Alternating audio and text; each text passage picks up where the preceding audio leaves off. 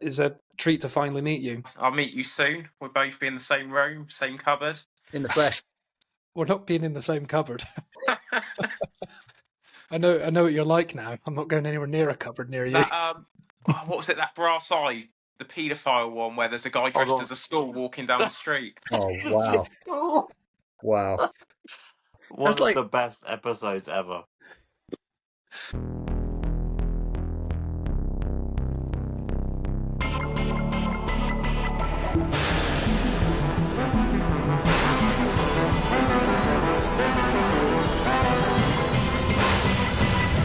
Rage Whale.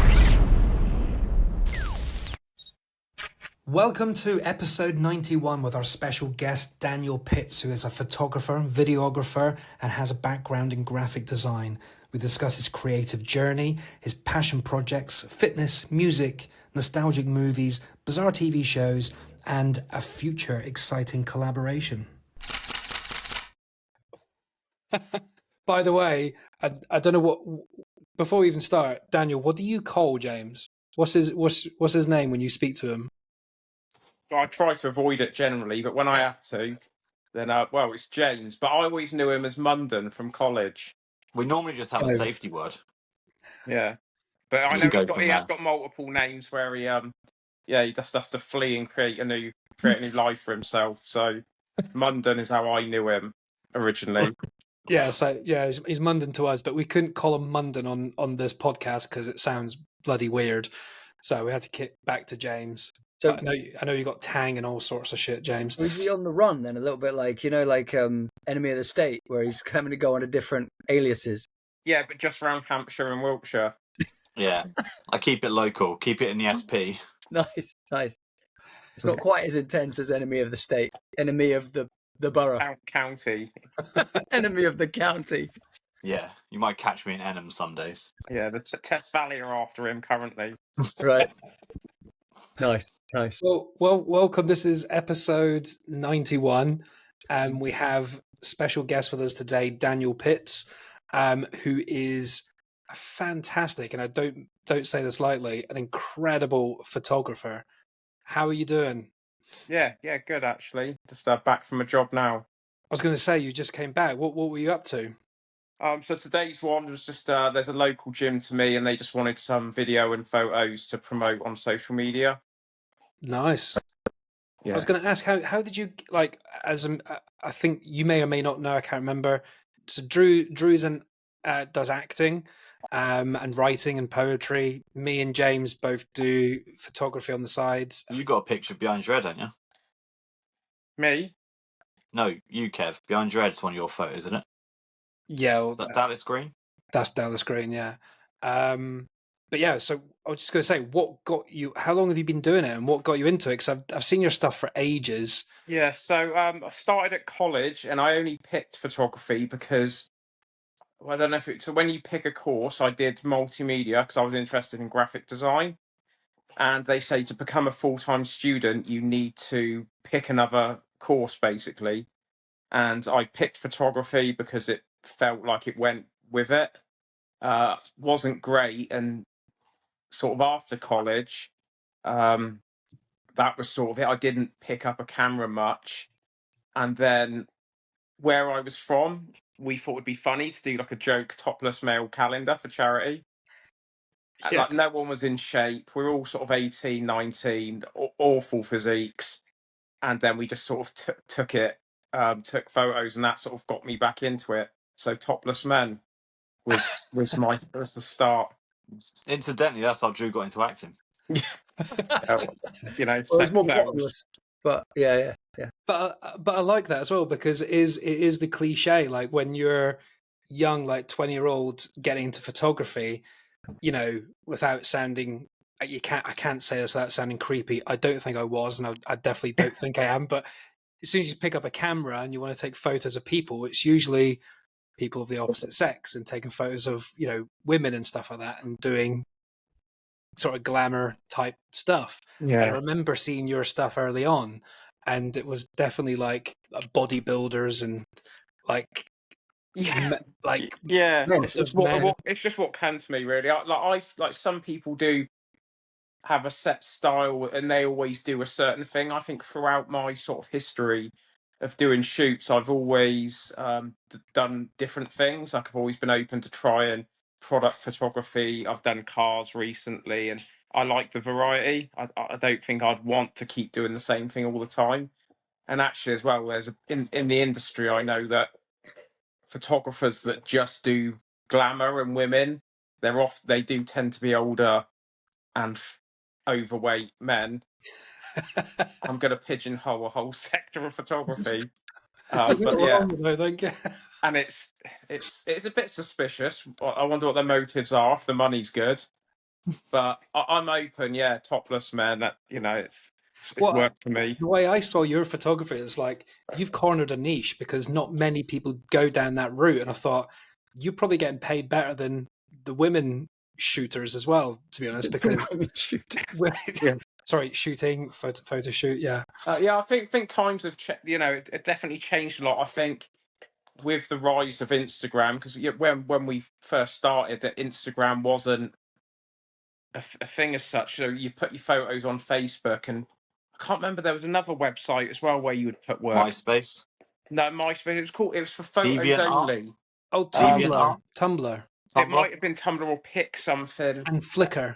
Yeah, I think Flickr. I think that was it. Yeah, and so like, just it wasn't as popular like those sorts of shoots. But I think with Instagram now, when everyone's an influencer and everyone's pushing it, you do see a lot more of that sort of content now.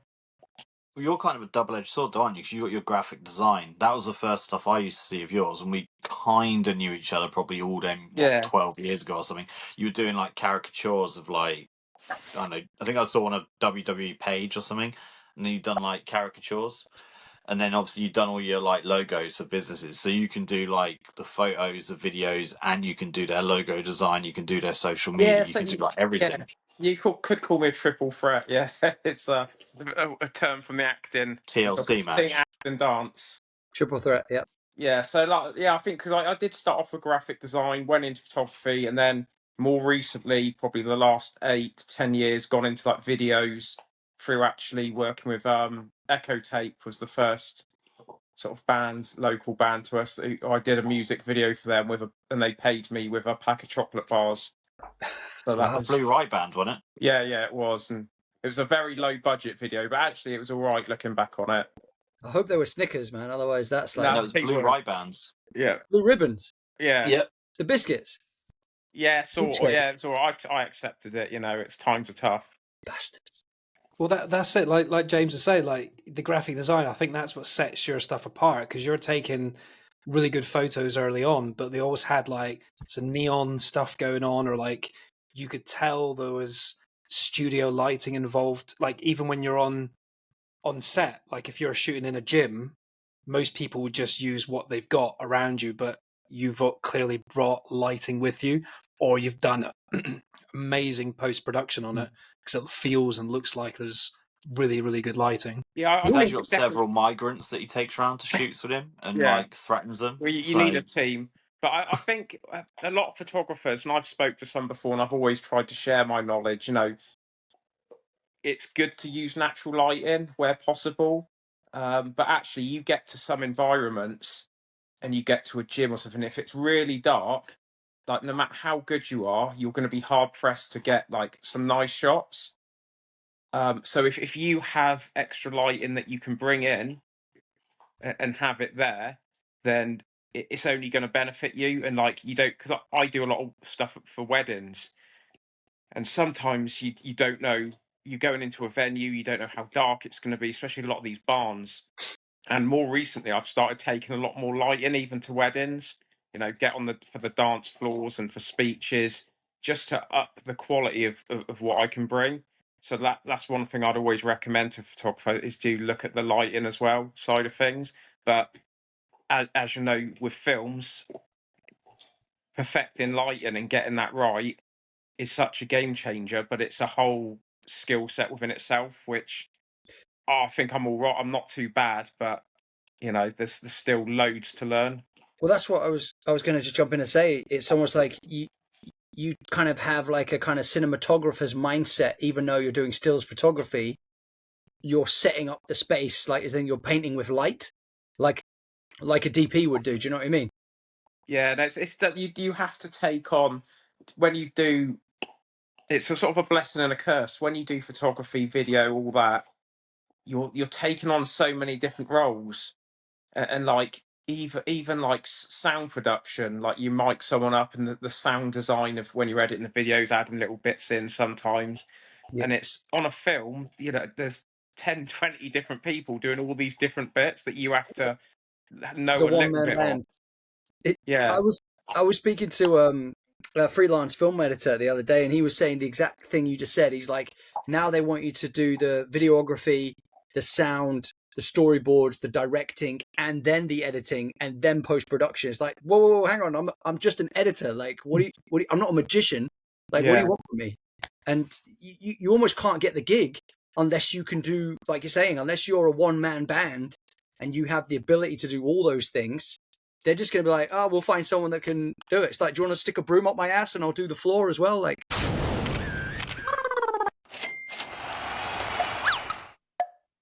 sorry to interrupt the show. Just a reminder to say we love and appreciate you all for listening to the podcast, whether it's on Spotify, Apple, or Amazon.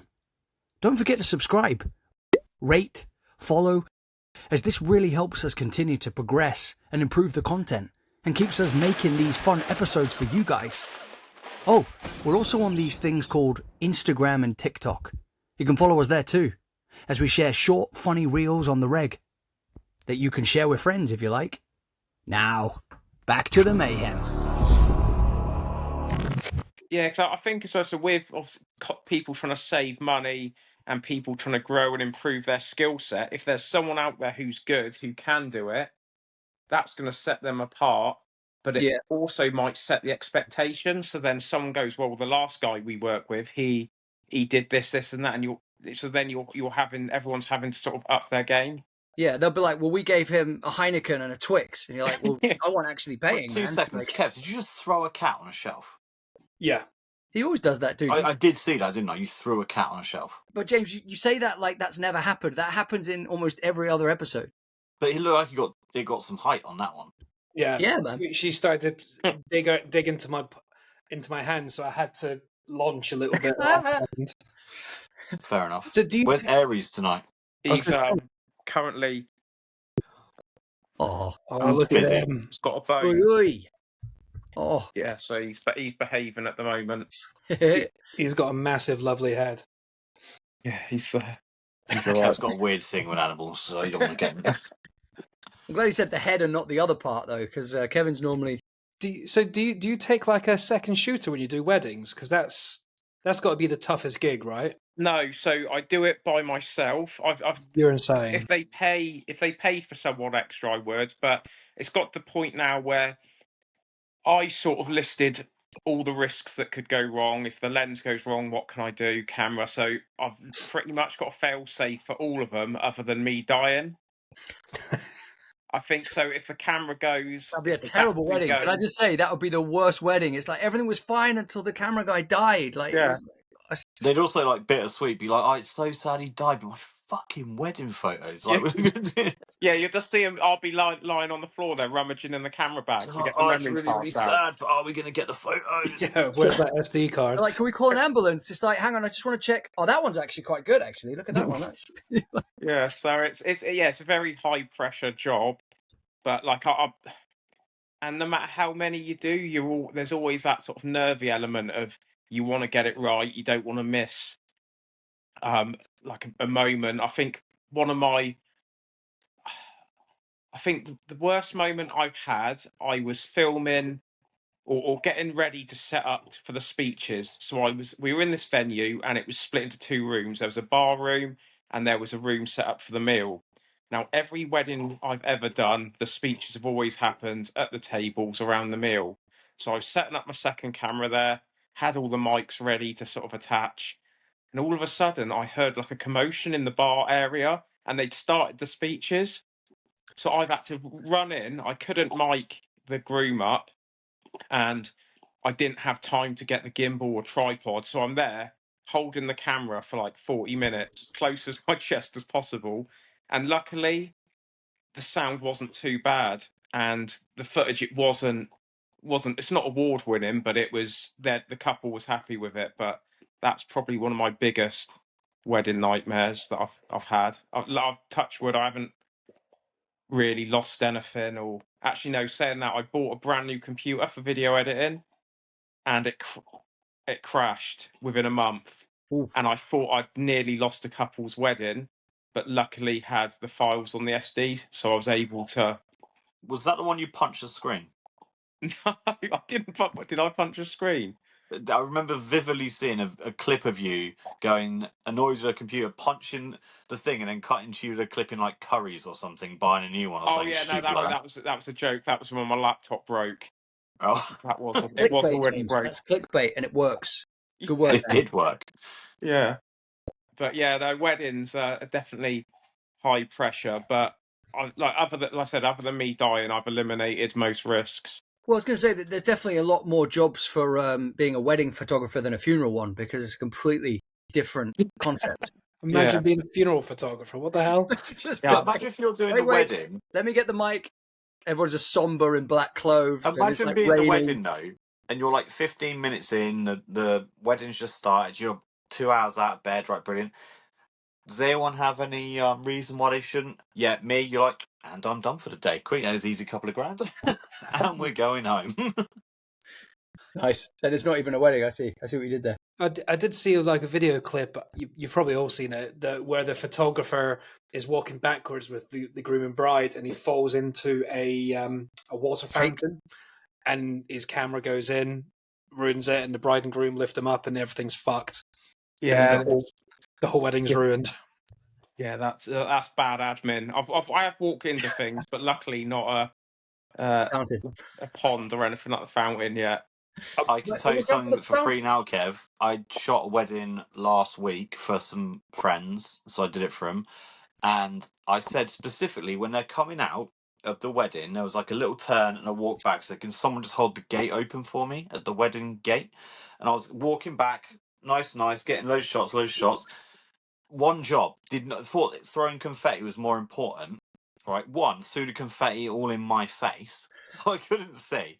And I almost fell backwards over the gate that was like waist high. I was like that. So I got a few pictures of the sky that were quite nice. But it's like, fucking one job. But it is a lot, yeah. I can understand why wedding people charge so much, because even that was stressful. Like, and it was probably a 7-8 hour day. Yeah, I stopped doing them as well because they're And then you've just got too much. Well, and then you've got all the post production, and this is the thing that I think sometimes they don't realize. They're like, oh well, you just find the good ones. It's like, yeah, but that's the clue. Find them. I've taken 500 shots. Like, I'm looking 500, through. you're having a laugh. You Which take a one? couple of 500. I took thousand. about 1,400 Or last 5,000 or week. whatever Yeah, it is. Yeah. They Yeah, gave me a it list of varies everything they well. wanted, like this big conveyor belt of lists. So at the church, everyone was like conveyor belting in with what they needed. Yeah, that's a nightmare when they give you the list of group shots and it's like an A4 page, because It was an A4 page. like it's that the groom and the bride, they're sick of it, like, and it's people just go over the top. But that's why I prefer doing video than photos, because then it's not my problem. that's good. Good point. Yeah, and you Yeah. can just do your own. No one's going to Yeah. tell you, "Oh, can you quickly come and film this?" Are they? They're just going to leave you Yeah. to it. So you do the best of both. So that's kind of the package deal. They No, get. so I do one or the other. Oh, okay. But I prefer to do video. I think I've seen a few people that claim to do both, and I think you're sacrificing.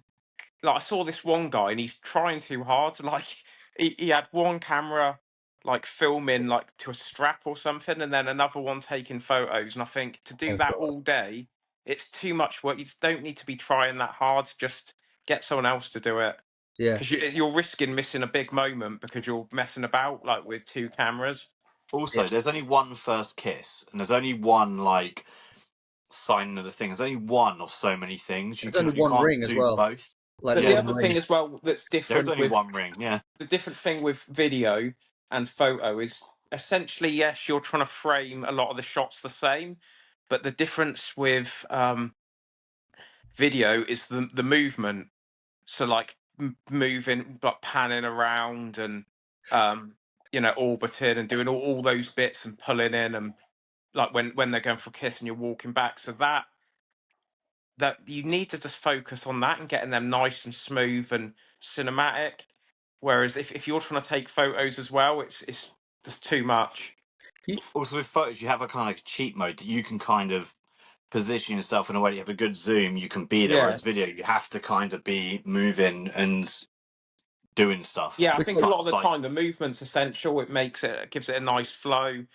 If you're filming someone laughing, it's having that bit of movement in just with, like, in a film it just sets the tone and makes it a bit more dynamic and a bit more interesting than all these stationary shots.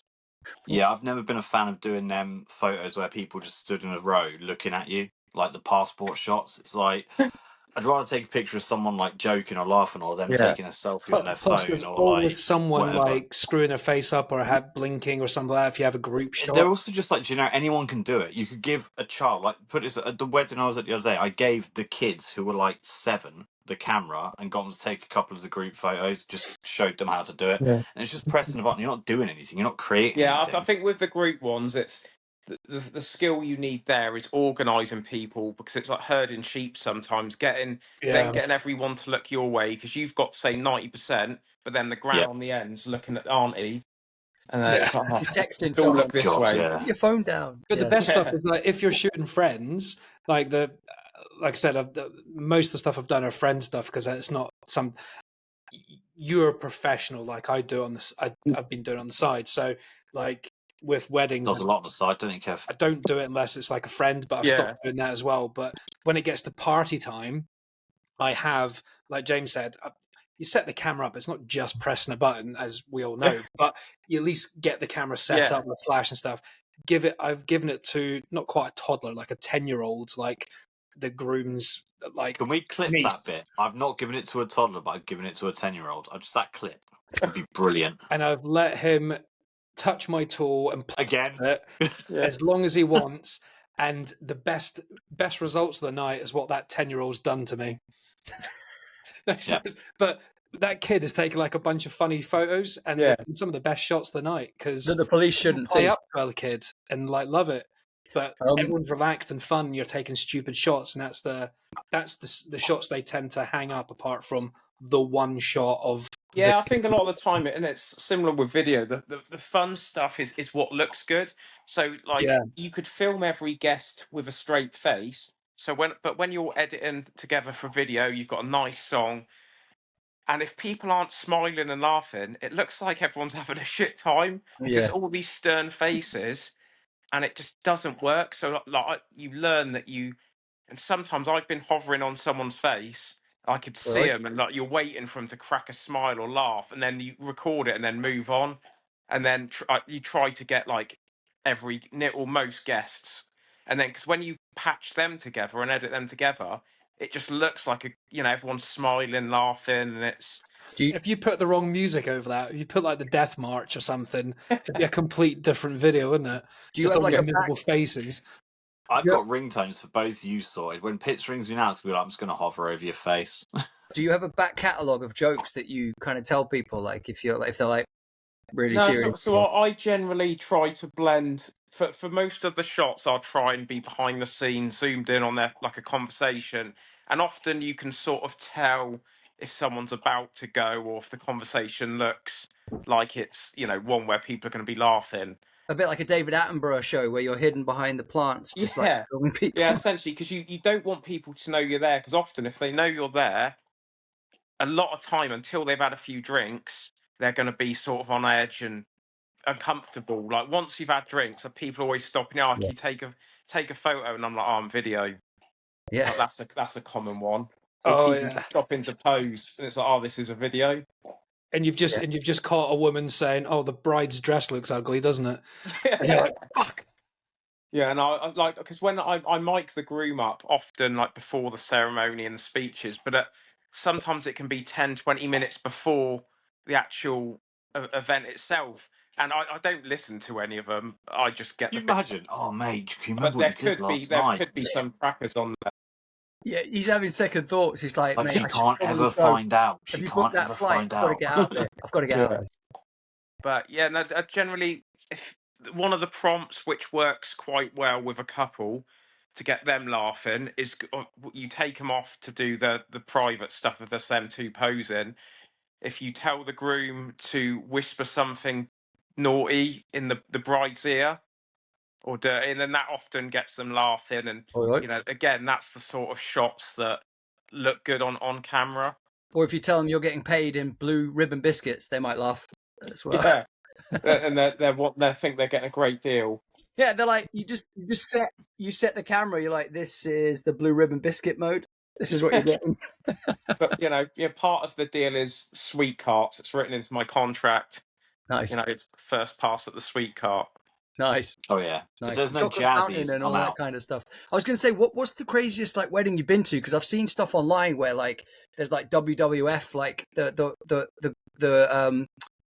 groom. Like fancy dress. Yeah, well, sorry, the bride gets the groom in a headlock and kind of like slams them, and like they go into this whole WW. There's a chance if you get a bride to give a groom a suplex through a table. I mean, Look it up that's online, the dude. move. Dude, it happened, Yeah. and then you've got one where like Darth Vader's marrying a stormtrooper, which is his wife, or it's like there's just crazy stuff. I just wondered if you've gone to any extreme. The ones I've had have all been fairly straightforward. I think the most that's boring.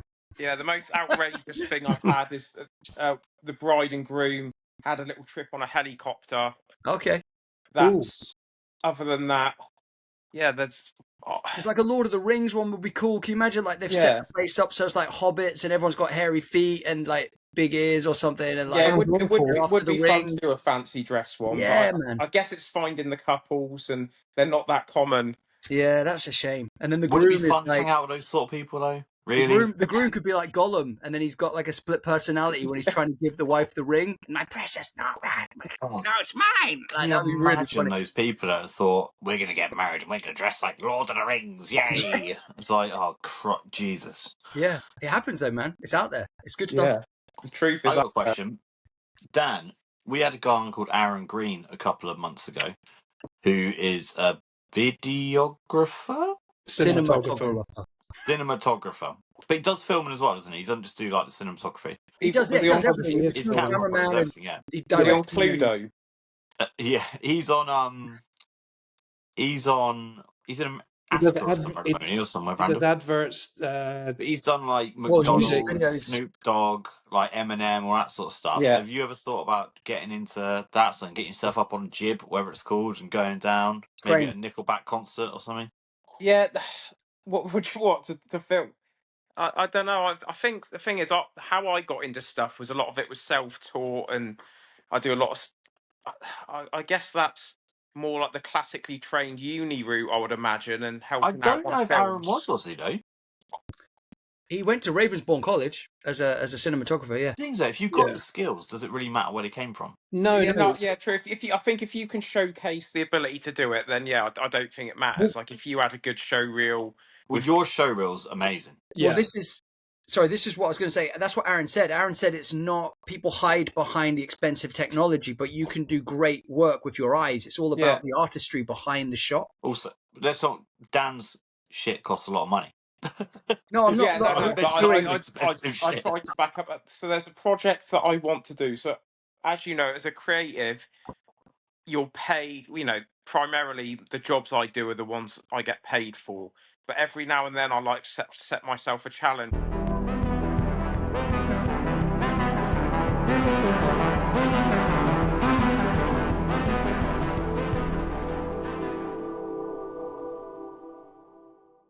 So what I want to do, we'll let you film us. It's okay. It's okay.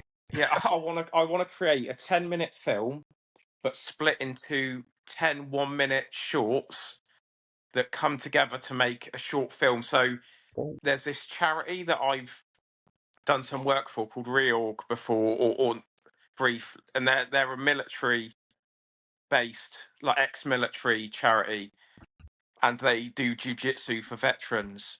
Now I've approached them and messaged them because I want to make an 80s style, inspired by Bloodsport and Kickboxer.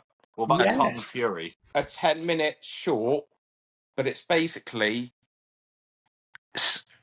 all their products get showcased throughout. So it's like a big advert, but like they've also got sponsored fighters. So one of the 1 minute videos might be someone running up Mount Snowdon, training montage. At the end, Will the there guy be gives them an synthesizer invite. music? Yeah, so I want it cliche, I want it cheesy, but I want it over the top. So like someone on a motorbike in a bar fight, and then at the end of it, he gets given an invite. So the first, say, Neon lights flying around. 4 minutes are different fighters in scenes getting invites to this tournament and then setting off. And We're going then, Kumite. We're going yeah, and blood then it sport. ends up with them all pulling up to this abandoned warehouse. In the middle of the warehouse is like some mats, a guy in the middle, microphone, dangling. Follow And, Chen. and then the rest of it is just all fighting montages and just over the top, cheesy, revisiting that 80s Street Fighter style Like best of the tournament. best. Yeah. That sounds incredible. It's just like But Brad I Pitt reckon you need to hit up Bolo Chen. He needs to get some. But yeah, with it, because I thought if I do a 10-minute, it's like 1 minute broken down. It'd be cool to do. So you could just focus on like going over the top. So like with some of the military contacts, if I can get hold of like a helicopter or a tank, Oh, so just trying to pull strings to create something that's visually You might awesome. accidentally create a real life A-team. Well, that's the hope anyway. Because if you get the right location and lighting, if you can just nail that, and I think by doing it in like 1 minute segments, you're not biting off more than you can chew. You can just give your like effort to that one little story. Yeah. How funny would it be though if the guy in the tank is just dropping his mate off at the warehouse? He's like, "See you back at the barracks." Like, he's trying. Well, it's stuff like that. Like all it takes is one person to say, "Oh yeah, actually, I could get you a Black Hawk for the day. I can get you a bazooka for the day." Yeah. Like, you should ask Tom Hardy as well, because wasn't Tom Hardy doing jiu-jitsu for a while because he really liked it, and he's well into charity. Well, Tom Hardy is actually one of the reorg people. Go on. But I don't know whether he would be like if he because I spoke to the guy and I've messaged him the idea and he said it sounds good, and then I'd ask him to like propose what they want the video to be, like what products to feature. Yeah. If he turned around and said, "Oh, actually, yeah, Tom would be in it," then that's fantastic. That'd be awesome. Well, you could have him balancing sugar cubes, because when he did that weird advert where he's putting sugar in tea, but this time he like does a karate chop. He like chops through like a stick, like balanced on the teacup. Or could do a play on that Van Damme split across the two vans. The course. Oh yeah, that'd be cool, man. He does his own stunts as well, I think. So yeah, he'd be well up for that, man. I'm sure. But yeah, that's the idea I've got on the burner at the moment that I'm hoping to try and do this year. Hey, that's an awesome project, man. That sounds cool. Got an and it's for a great cause. He's not a martial artist, but you got an actor here that might turn up as well if you want. Drew, can you do any martial arts? No, man, I can't. And actually, there's a funny. I know who can do martial arts. There's Elijah. Elijah Elijah would be good. Yeah, Elijah would be good. Yeah. I was actually going to say there's a quick funny story on that, like to do with like martial arts or dancing. When I was on this thing called like castme.com or whatever it was called, and I just ticked some boxes for fun, and I was like, oh yeah, I can do breakdancing and all this stuff. And then my wife was like, called me out on it and went, yeah, but can you do it to a good degree? Because you've Wait, put, you're not getting this confused with Grindr? No. No, and she's like, she said similar about that account. You've put a star by this, which means that like you're kind of like the best at this. And I was like, oh, I didn't mean to like click the star, and I've already submitted it, right? Next thing I get a couple of auditions come through, like a couple of like proper cool music videos. And then they're like, oh, we're interested in you for this music video. And then I started going, oh yeah, this is they want me to play like maybe one of the guys, like, because there's a guy and a girl and they meet at a cafe and like all kind of crazy stuff happens. And then my wife was like, she's like, they don't want you for the lead in the music video. They want you for one of the dancers. I was like, no, they don't. And then like, as I look down at the bottom, they're like, you will be doing break dancing on the bonnets of cars. Dude, you'd still be a better break dancer than that Australian woman. I would have gone for it anyway. The Olympics woman. Fair. But yeah, I was like, I'll be breaking my neck on the bonnets of cars. And you can just... you pay up the insurance. But yeah, no, it was a good life lesson. Don't tick boxes and tick stars for things that don't wing things, man. Don't be like, I can do horse riding. You can't do martial arts or breakdance. I can't do martial arts. No. I can do like, I can be like, yeah. I actually used to do judo though. Actually, funny enough, I was an orange belt with the green tags. I just can't remember any of it now. Dude, I did judo too. That's 3 belts. That's it. Dude, no, orange is not. I was 15. No, but orange is quite. Orange is white, quite yellow, high, orange. White, yellow, orange. Yeah, it white, does. yellow, It orange? really is like that. And Yeah, white I had the you green get for bits, though. I had the white green you get bits. for turning up. white's for free. Yeah. Oh, I know. Yeah, I know. White's for free. White's for free. Yeah. Okay. Thanks for. But, Yeah. Okay. Daniel, great. that brings up a few things. So how's your kickboxing going? I know jiu-jitsu it was. Oh, is it jiu-jitsu, is it? Yeah, so I started it this year thinking, I want to try something new. And I've currently got a bad wrist and bad neck. So I'm going to go this week, but I'm just going to watch like a cuck. I'm just gonna sit on the side Are and you gonna watch film them? and try and well, I'm going to take a cupboard and hide in the cupboard. Yeah, there is a and voyeuristic watch. theme With to the door. today's He's going to episode. take a front door and just look through the peephole. Yeah, I'm going to take a newspaper with 2 eye holes cut in it and just sit. Wallace and Gromit style. Yeah, no, just because You I just thought it's watch burly men grapple and hug. Perfect. yeah, and just wish I was part of it. I'll throw some oil in. Just there rubbing your legs in the cupboard as this cupboard's moving, and like, what's going on in the cupboard? I wish I could be in pain during a hug right now. Yeah, but the thing is, I'm enjoying it, and it's frustrating because the neck injury, I don't think I think I got it sleeping funny, which is annoying. Yeah, that is awkward. So Not even from jiu-jitsu, it's just Yeah. from having a lie-in. yeah, I slept funny, bad neck, and now I'm paying the Imagine price going for for a it. world championships in the UFC, I love and that. we had to call off the fight because someone has slept with their neck funny. No, it'd be like, he can't fight you because the bed beat him. You're like, okay, Yeah. okay. It could happen. Especially as you get dreams older. are 1-0 in the UFC. The As mattress. you get older, the more things that can hurt you are, it just gets Well, worse. My last injury was walking the dog. I sprained my ankle. That's Kevin's got one similar to that. I think in an episode I talk about a mate dislocated or fractured a couple of discs in his back, and I was like, oh my god, like that must have been terrible, like skiing or falling down the stairs. He went, nah, man, I was sneezing after I did the Hoover, and I was like, what? Oh, I can beat that. We all know who Dan Bowman is. Like, Pitch, you do. Drew, maybe not, but Kev, you do. Dan Bowman put his back out on Saturday, wiping his kid's ass. Wow. Yeah. To the point where he sent us Wow. pictures of him with one of them like TENS machines on his back, where he was borderline almost going at A&E because he was wiping a butt. But the funny thing is, his message wrote, wiping. We were like, how did you do it? Wiping Iris's ass or whatever. But I misread it as wiping an Irish butt. And I was like, wait, what? An Irish? I was like, it's like no Iris. Okay, that makes more sense. But yeah, he put his back out, wiping the butt of his child. It's a dangerous So yeah, world the out older you there. get, the more at risk you are. That's why I'm lucky. I don't wipe children's asses, so I'm quite lucky. It's when Kev gets whiplash from blowing in his cat's ass. We need to get worried. He does that, Dan. He blows in his cat's ass. He's a weird guy. Like glass blowing. Like He does. He shaped goes, glass. We were saying if he had a bunch of cats, he'd be like Shakira, like not like lip to fluffy anus, like just a tail goes past. It go. It's just there. It's just there. She likes it. She likes it. The cool breeze. Her cheeks go whoop when you do it. Gosh. Yeah, thanks for that. Douche. No context, so Daniel hasn't got a fucking clue what you're on about now. And just watch a few more episodes and you'll see what Kev does. Yeah. Hand-pipe cats. That's. But one thing. What? Oh yeah, go. No, you go. I'm curious. What are you going to say?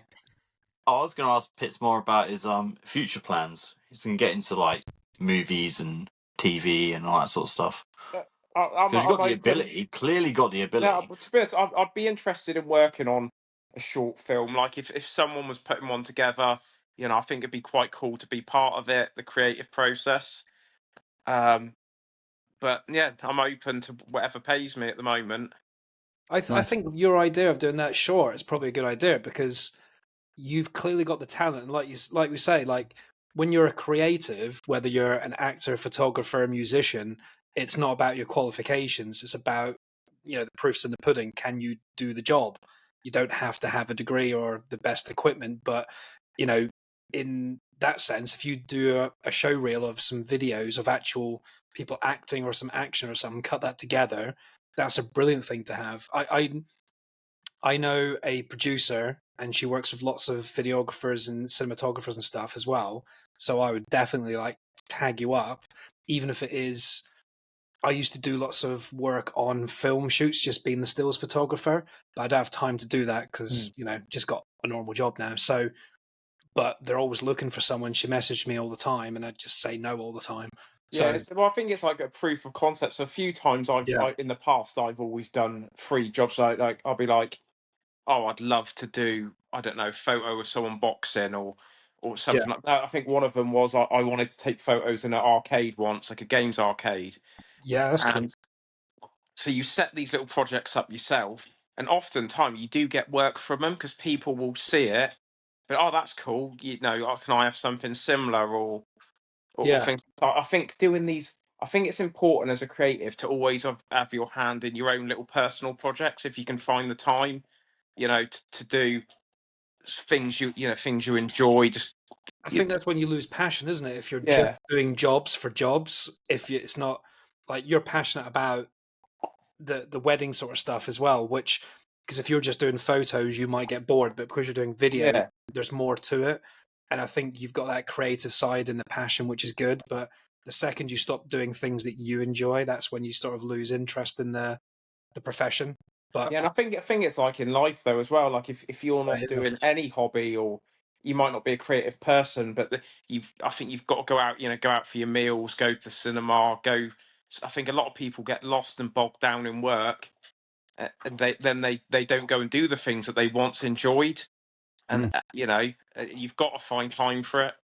Yeah. I think life's full of procrastination distractions now. Like you come home and may think, oh, you might be at work and be like, oh, when I get home tonight, I'm going to do this, and this. But then you've got distractions. You've got like your Netflix. You've got maybe kids, wife, partner, whatever. You've got all these like other things. Oh, I want to go. I'll watch this on Netflix. I'll just do this, do that. And there's loads of like procrastination like alleys to go down. I think Whereas, like, you need to really have a solid, which is where you've got a solid, like, you're thinking about all the stuff you want to do, which is really cool. Same with Drew, you're the same. I'm Kev. I'm terrible. I'm Captain Procrastination. That would be my superhero name. It comes down to, that is a great superhero name. Captain Procrastinate, not Captain Prostate. It comes down to discipline, though, man. I'd say it's like self-discipline. But interestingly, off the back of when you were talking about projects, my mate Dominic Jackson, for example, he was doing a lot of cinematography, and then he wanted to create a project and direct, and he was never given any of these opportunities really. And then he wrote his own film. Basically, he wrote his own feature film that he pretty much, well, I say funded. There was like no money really. I helped him produce it, and I acted in it as well. But it was his baby. He wrote 65 pages of something based on elements of his own life. We pulled a crew together. He was doing the cinematography for it and the directing and the editing. It was like a whole kind of passion baby. And the link to that basically is he texted me today, and it's just been selected for British Film, not British Film Awards, sorry, Best Film Awards in LA, which is this online festival basically. And I couldn't believe Polar. Yeah, it just got official selection, man. Oh, amazing. Polar's on Netflix, by the way, Dan. Yeah. We've never watched it 'cause we don't really believe in Drew, so we don't really believe in Drew. It's not Polar Express. It's not the one from Mads Mikkelsen. It's kind of like a kind of dramedy, because it's like there's hopefully comedy in it, but it deals with a lot of elements of drama. It's a guy with bipolar who's dealing with kind of drugs and like self-medication through drugs and alcohol addiction, basically just trying to find love and get on in life. But there's hopefully a lot of humor, and we ad-libbed certain bits and tried to add a bit more kind of, comedy and a bit more kind of narrative. That's not for a reward. It's on Prime Video for free right now. It's called Polar. It is, yeah. Yeah. That's but Drew writing photo. That's me, like, yeah. You look horrendous. I did smoking. I did in that photo. I did beer drinking, all kinds of stuff. But that's per example. He brought his own lights and he'd set stuff up. But it's kind of like, the reason I'm saying that is like, it's great for you, Daniel. Like, go with your idea is what I mean, because I was about to say the fruit is in the pudding. That's not the saying. The proof is in the pudding. There's definitely fruit in there, I'm sure. There's definitely fruit in an apple pie. There's That's for something definitely fruit else. in apple pie. You're thinking about something else now with your apple pie. but what I mean Different is, type of awards. follow your follow that kind Follow of your Follow apple your pie. penis into the pie. follow that filmic project concept, because with your skills and your abilities, just go down that route and see who kind of follows you, basically. Do you know what I mean? Yeah, no, it's good. I think you plan it, and you, like I said, you need that determination and that focus to plan it, and then you need a bit of luck to go your way, especially like getting locations, the right people on board, Well, and he then was doing it sending, properly, because you don't want to half-ass it. yeah. I'm just going to do it today and then you rush it, and then it's not as good as it could be. Well, he sent loads of emails to people, and he tried to go about everything the kind of professional way, but we can understand now why guerrilla filmmaking exists, because basically it took almost 3 months to hear back from Sainsbury's, even though he was friends with one of the assistant managers that was like, oh, you'll be able to film in Sainsbury's. We tried to like follow all protocols to do it. In the end, we had to just do it guerrilla. Basically, he was shooting through the window outside. I went in dressed as a squirrel, walking around the alcohol section, and I told him, I was like, why don't you just shoot through the window? He's like, dude, what is on Caesars? Like, it'll add a bit of realism.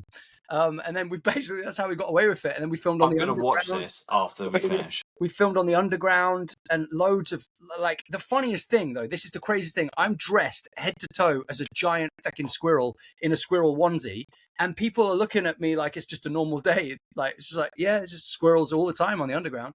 But we raised, so the film was made for almost £100, but we raised over twice that for Mind Charity. So again, similar to your project, is to do it for charity.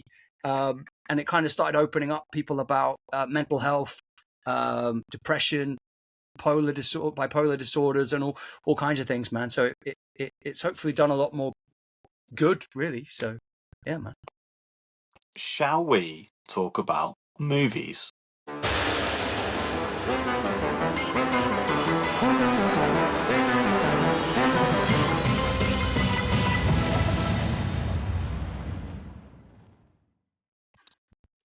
Well, there's a caveat here, because I spoke to Daniel before about this, and Exactly. he says his taste is absolute trash. Exactly. And the film, that's what I want to get into it. And the film he referenced as a film he likes is Batman and Robin. Yeah, well, that was just an idea, because it's Of all the films in the world. We'll take you to like, the freezer. It's because George Clooney has the nips, that's why. Yeah, George it's Clooney has it's it's a because, like, nips batsuit. I'm quite a basic person. Like, you always see these films getting panned by critics and are awful. Then I watch it and think, it was all right, to be honest. Today's So, like, forecast, a freeze. It's just the ice skaters that are clearly on rollerblades, isn't it? Yeah. So like, That's I watched actually a Batman really good and film. Robin I watched it as a kid, and I thought it was a good. To be fair, as growing up, I thought Batman Forever was the nuts.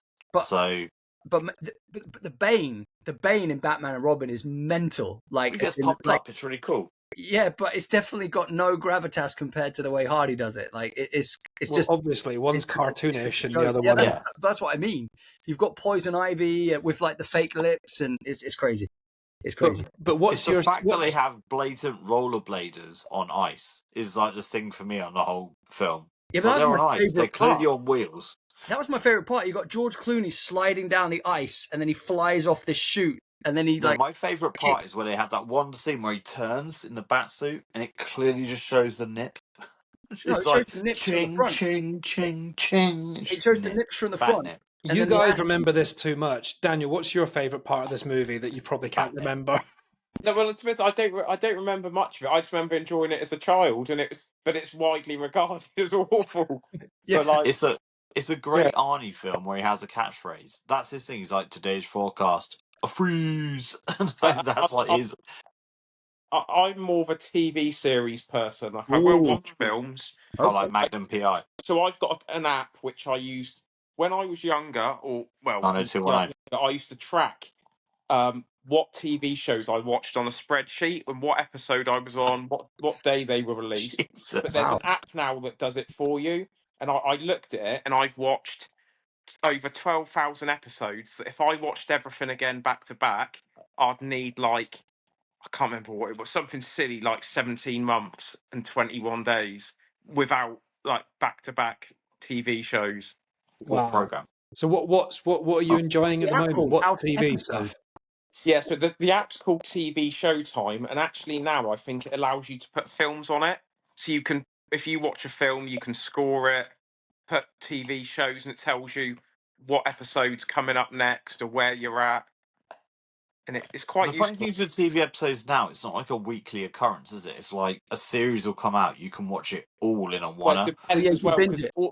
this app also tells you where you can watch it, because where we're so like Prime, Netflix, it's all over the shop now with where you know where these shows actually are.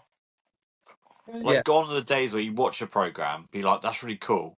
Then have to wait a week and be like, "What happened in the last one?" And you have to wait, and it'll take you 3 months to watch a show, whereas Oh. it can take you like 2 days to watch it now. But Yeah. people used to love that because that was the saying, you know, where it's like what you talk around the water cooler. Do you remember that Yeah. whole kind of trope where people say you're discussing this episode around the water cooler? You're like, yeah, I've watched all 7 episodes. They're like, I've watched 1 episode. It's like, Jesus. Yeah, but then you used to look forward to it when you had something to look forward to, as in like I There's can't just wait till so much next week. content now, though. Like, you can watch a whole series of something that looks really cool in a week, and there's so much stuff. I can't even touch the sides of what's in Netflix at the That's moment. why this app's quite good as well. So it will also give you like recommendations, like based on you watching this, if you tried, and then it gives you other stuff. So at the moment, the show I'm watching it's not a new one. It's called Dark. It's a German one. Yeah, it's kind of sci-fi, Yeah, psychological. sort of Stranger Seen that. Things-ish vibe. Kid It's into the cave. The kid that travel. goes in the cave. Yeah, Yeah, I've seen that one. Yeah. so that's Sounds what I'm like Batman, actually. What? It sounds like Batman. Yeah, I only watch Batman-related shows. That kid that goes into the cave and then he's scared of bats and then he... No, I'm only kidding. It's got to be a cave or a Nazi involved. Ooh. Yeah. So what else are you watching at the moment? You said you like trash TV. What do you mean? Well, again, it does vary. So I watch a lot of He's good watching stuff. reruns of Eurotrash. I've seen like The Wire, Sopranos. You know, all Oh, come on, they're not trash. Mate, they're No, no, classic. Gangs of London.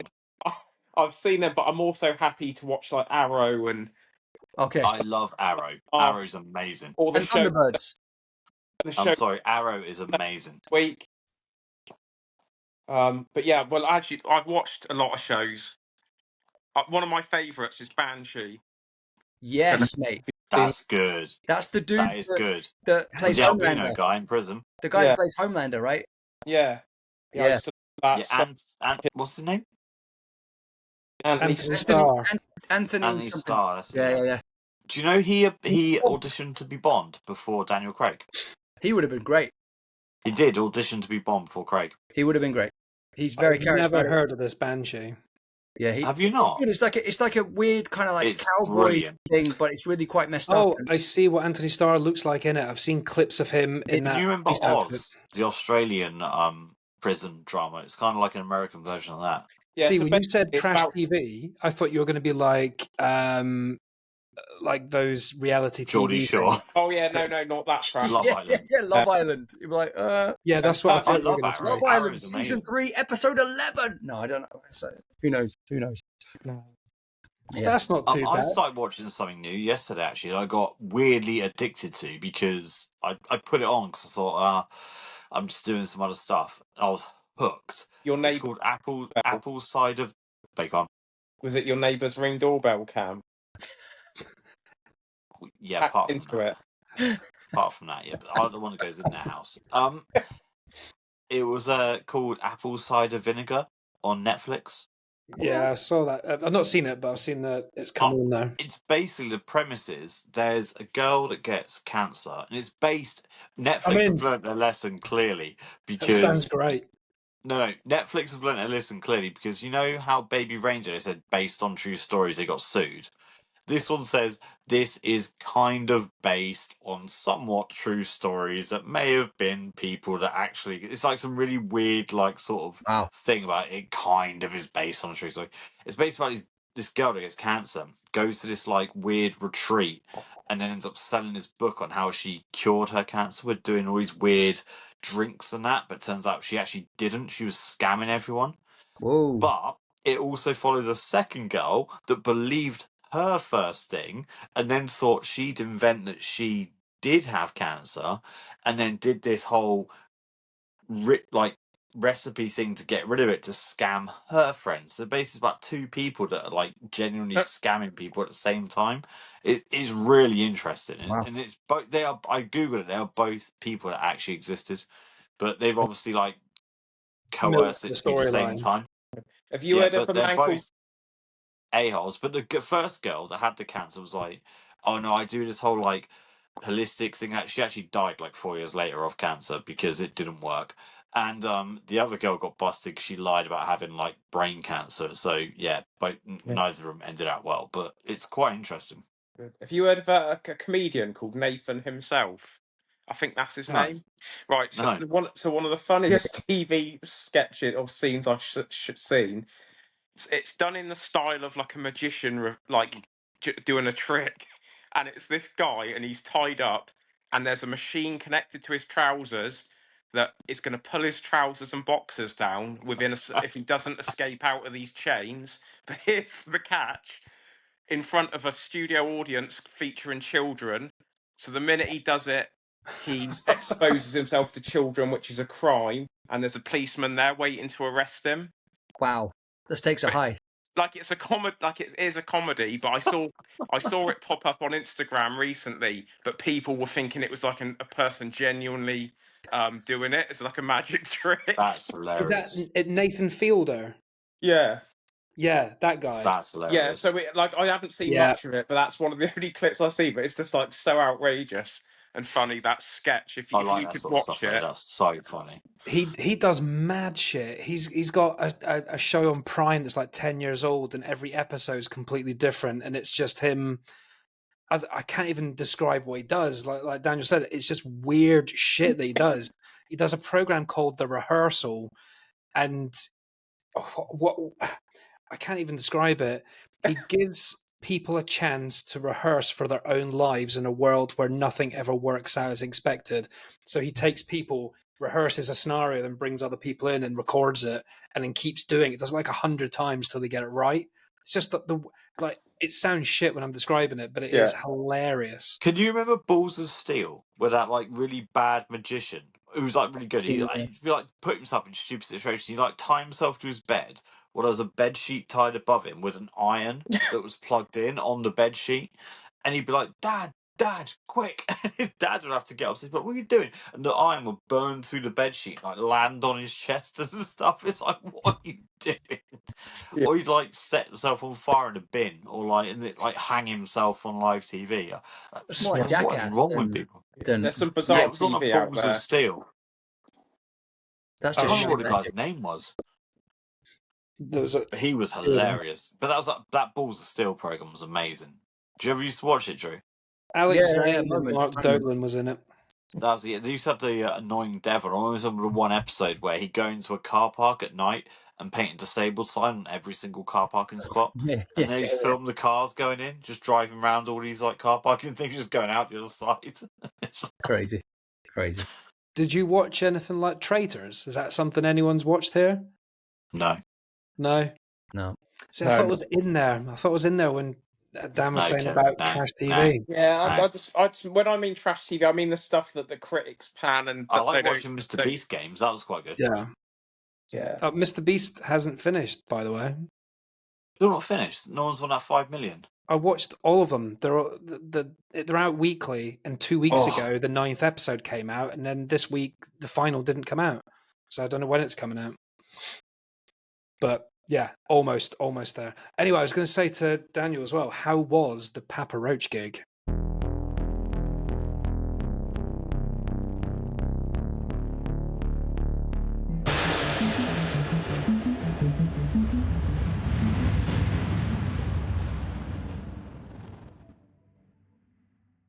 Yeah, it was real good actually. Fucking great sound.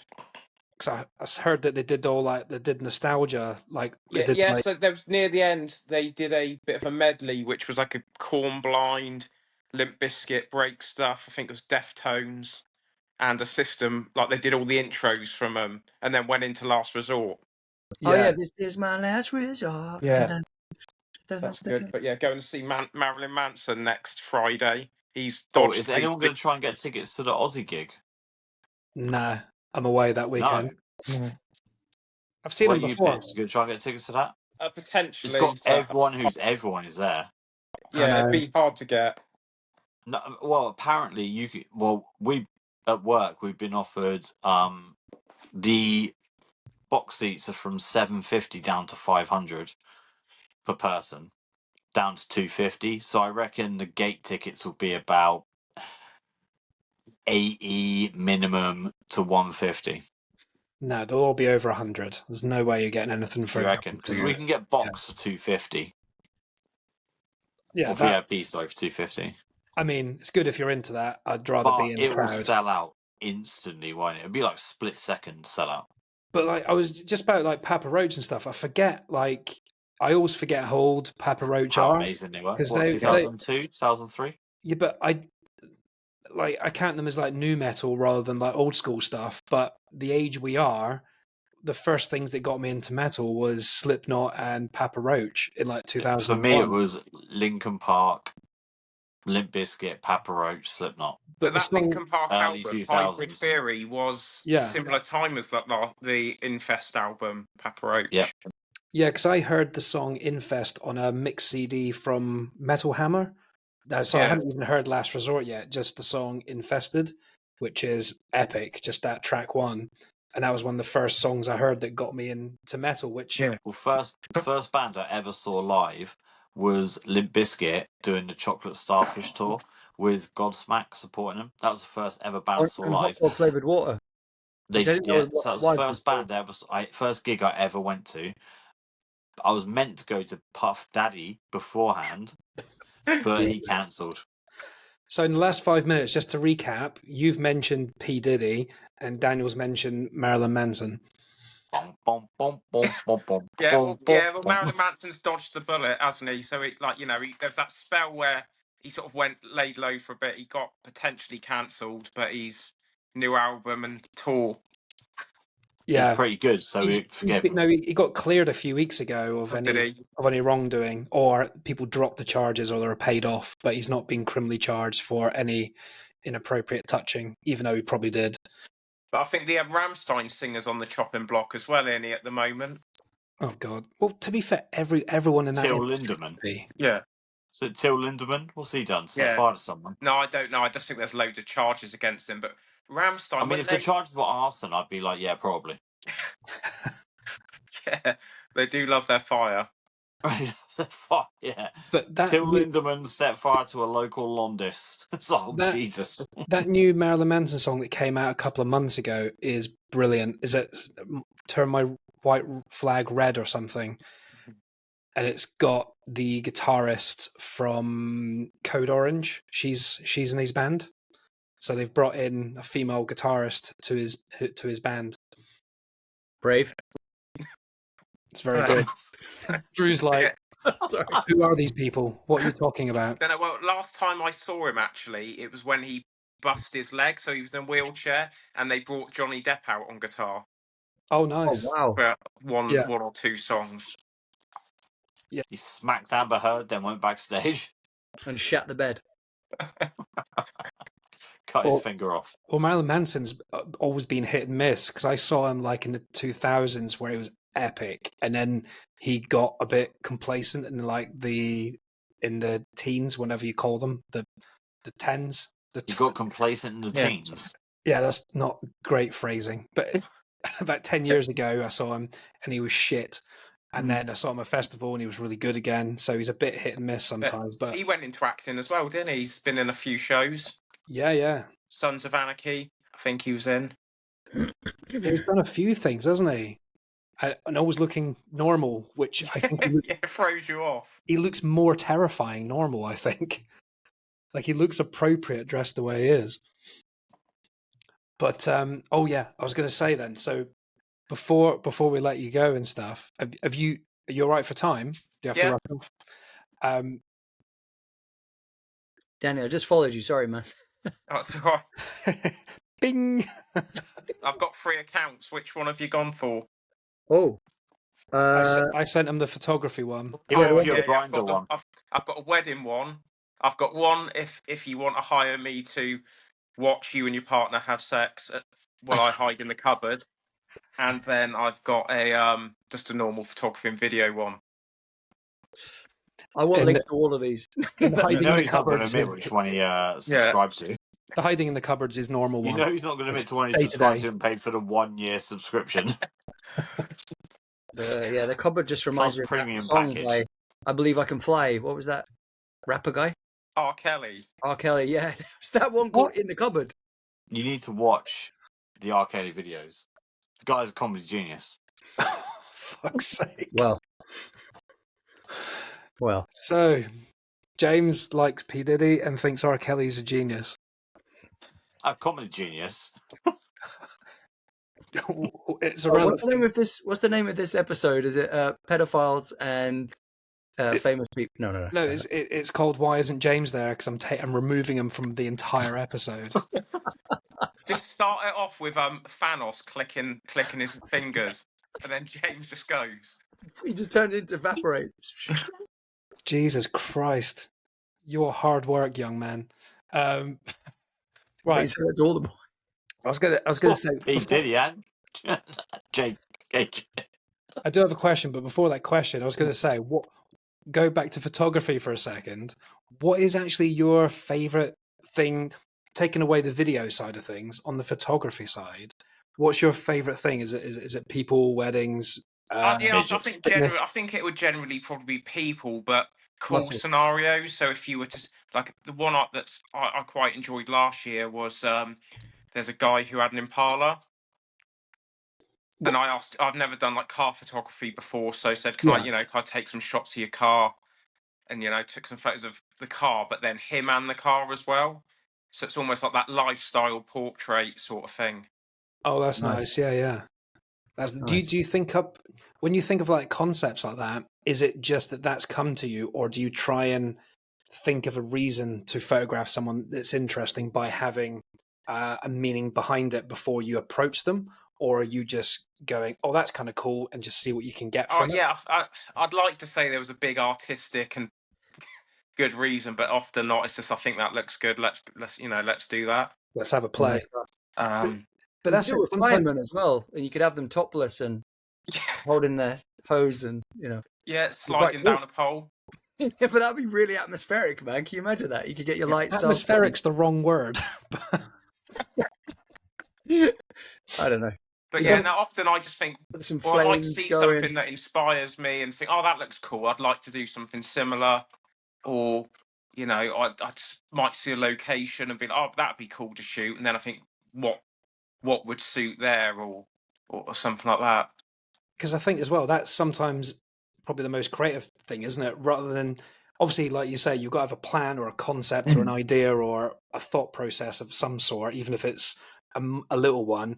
But the best photos are once you've taken that concept and then you're just playing and see what comes across from the other person. I think as well, often I've had ideas or shooting videos or going to do a photo shoot, and the finished result is nothing like the idea I sort of had to begin with.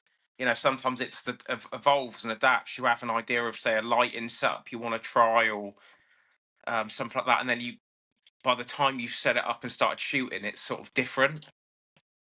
Because sometimes all you've got is like a bit of a vision in your head. Yeah. And you just got to hope that it turns out as good, if not better, than what you imagined. And that's it. Your post-production is really good. That even if, like, my go-to, I really like black and white photography, but that's always a good save, isn't it? If a photo's not as good as you think, black and white automatically looks really great. But you've got such good post-production that you could probably polish a turd massively. Yeah, I think it definitely helps. There's been times, more so with weddings and events, that you can't change the settings. Like once I did a wedding, and for some reason the venue decided to have like pink uplighters throughout, which made like the skin tones didn't look very nice, and it was all just very. But by dropping it into black and white, you then lose that, and it gives you more of a classic look. Or if you're doing a low light, say in a barn, and it's very low contrast. Again, yeah, black and white is a good way to save it and retain that sort of classic look without having these like murky sort of brown colours. Yeah, and luckily people love that when it's their special day as well. Yeah. I do a lot of used to do a lot of music photography, and it was always dark rooms and red lights. So at low light and bad light. But yeah, I've seen topics as Impossible. well of like I haven't really done many gigs, but I saw sort of a bit of a topic of gig photographers discussing like certain colours are a nightmare for them. Yeah, Like they're taking photos of an artist, and I think there was a few memes about like the lighting designer or whatever they're called, stage designer, like picking like only reds or only greens or something like that, and it looking awful. yeah, it's like they try and make it difficult for the people that's trying to showcase it. Daniel, I just found your other handle on Instagram, shooting through the keyhole. Oh yeah, that's it. Yeah. But that POV perspective. Yeah. Nice. One of those, you know, the lenses that are really long, like a mosquito's nose. Yeah. Getting that. Perfect. With a wide angle on the end. So you can capture all that movement. Yeah. Yeah. Nice. You know, you want to feel present without them knowing you're there. That's, Yeah. I think, a The good creepier the voyeur. better, man. The creepier the better, for sure. Yeah. Yeah. You don't even have to have an invite, do you? No, if you can get the right lens, no. Like one of those like undercover ones. Like, have you seen it on films where they stick it under the door? Yeah, like, I could just imagine like you're actually in the cupboard and it's delivered to the house, and you've just been there for a while and you're just waiting, and then you're setting up. Yeah, well, drones are opening up, new pathways as well for this sort of shot. Perfect. Just hovering through the window, or yes. Well, I didn't think today's conversation would take these sort of turns. But actually, as well, I've got a new film concept as well. Obviously, you've seen films like Phone Booth, where it's set a guy in a phone, phone booth, the whole thing. We've got, the new, is it 28 Days Later or Years Later, using just a phone? Could you do a film, and it's only footage used by people's Ring doorbells? Yes. So then, all different doorbells. Serial knock and runners. Yeah. Oh, have you guys seen Inside Number 9? You know, the TV show Inside Number 9 on BBC? No. With Reece Shearsmith and Steve Pemberton. They do an entire 30-minute creepy episode just filmed on 2 Ring doorbells. It's only Ring doorbell. I just been told, Daniel, they have to come up with another one now. It is amazing. Oh. It's amazing. Yeah, back to that drawing board. Yeah. What about a movie just made out of GIFs or something? Just loads of. Yeah. Because actually, wasn't there a film that someone made just using like CCTV style footage? Was it like a horror? There's quite a few of those now. Paranormal Activity was using home cameras. That was creepy as hell, yeah. Yeah. Yeah. But yeah, there's definitely got to be something like that. But I was going to say as well before, like the last main question I was going to ask, and if you're not comfortable answering, we'll end it and I'll just pretend this doesn't happen. We'll just do a soprano ending. It just cuts to black. Where's this going? Don't cringe. It's not going to be that bad.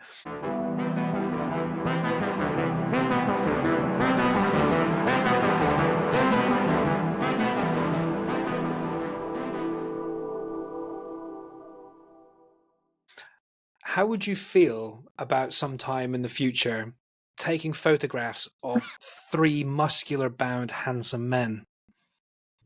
In a cupboard. Their muscles don't even Wait, fit I thought you inside were going the to ask him t-shirts. if he could take a picture of us. Greased up. That's what I'm on about. If you could show me, no. if you could put on the rider a cupboard that I can comfortably squat in, with a gap probably half centimetre wide, just 2 pots of Vaseline, a shoehorn, and a magnifying glass would be in. Yeah, and at the top of the cupboard in the gap, like a hamster-style water bottle, just in case I get and thirsty. 3 dice for no reason. And a blue ribbon And we'll biscuit. also put a gerbil in there, Richard Gere style. For some reason, you're dressed as Batman. Yeah. Cool. Yeah. Cool. Glad we got to the point where we're never going to get a straight answer now. Yeah, no, yeah, Wait, come on. yeah. Yeah, I'm down for that. If there's men involved, I'm always game. That's what I thought. I thought if we invited a woman, you'd be out. So Yeah, straight away, that's me done. Sweet. Drew will take his top off happily. You won't notice because he's got so much hair. Yeah. It looks like he's wearing a black t-shirt. Drew's Special K audition is another another Well, it was ruined. story It was altogether. ruined because of how hairy I am. Yeah, I lost a lot of Drew auditions. doesn't have a clue what you're on about. He literally did an audition Just a for quick synopsis, Special Drew, K about your advert. Special K Yeah. audition. There's an advert on TV you might have seen where there's a guy God, it wearing wasn't me, luckily. his girlfriend's pants and he's naked apart from his girlfriend's pants and he's eating a bowl of Special K and dribbling milk down him. Yeah. Drew That was meant to auditioned be for that. Drew. Had to sit Yeah. in that. Didn't get the part.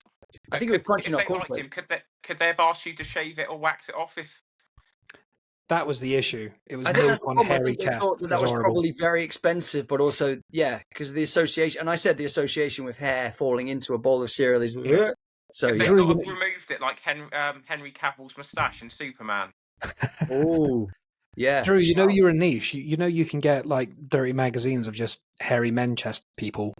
Really? I Yeah, should do that as a sideline gig, just like, you should only fans that shit. because someone's saying I'm a bear in that Yeah, world they're or called something. bears. Yeah, thanks, man. I'm But a usually, bear. I think they're a bit bigger, larger men. I think they tend to be, but Drew's 6'5". no, but Yeah, big. I'm I only think sat bigger down. is is more rotund. I think they often, or very muscular or fat. Generally, I think. Drew, yeah, Drew, your method. You could Christian Bale that shit. Yeah, Oh, get some Christian. levers on. Yeah. Oh, Christian Bale. Get the guns out. So yeah, and genuinely though, Daniel, we're thinking. Well, we've been trying to think of doing a photo because we haven't seen each other in years, and do a shot for the three of us just for like a logo and stuff for our website and stuff. And we're thinking because Drew's in Brighton, you know where James is, near a school somewhere. And I thought it'd probably be good to all of us meet in London. We'd pay your travel, we'd pay for your food, and Yeah. get you some beers as well. Yeah. And if you need anything more, just let us know. And some spend a blue day in ribbons. London, just hanging out. Yeah, that's And cool. make it fun. Have a think about. I guess it depends on what sort of vibe you want for the shots. Then, because there's loads of locations in London that are cool.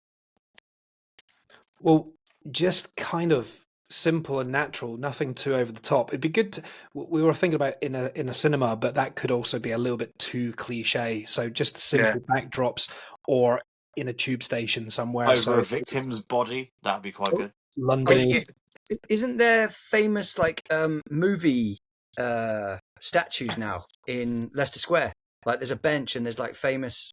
That sounds movie. terrible. Why would I want a photo with a statue behind us? Well, I thought connecting it to movies, and I mean, that's that's why I've got an Oppenheimer book behind me. It's not just for a laugh. Like, Or is there any? There's famous cinemas in London. Any big, cool-looking cinemas stand outside? there's the Prince one in Charles. Soho.